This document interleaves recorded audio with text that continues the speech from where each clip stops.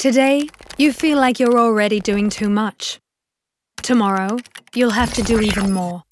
Always more. More meetings, more video meetings, more messages, more emails. You'll be asked to have more ideas, be more productive, be more reactive, with more and more time dedicated to being occupied. But we'll also have to have more desires, more passions, more outings. You have friends? Make more. And show the world more of you having more fun. And no matter who you are, you will have to do more sport, more protest. You'll have to be more sustainable, more healthy, more this, more that. But after doing more and more every day, you'll ask yourself, is more ever enough?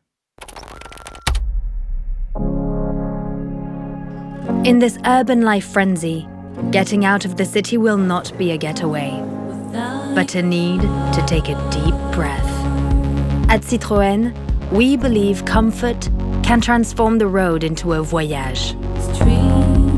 Introducing Citroën 1919, the first full electric and autonomous concept car, all led by a well-being-focused AI, a beyond-urban concept car that cares about revitalizing you.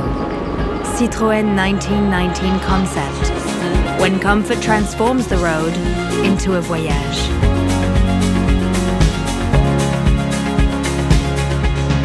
Inspired by future you.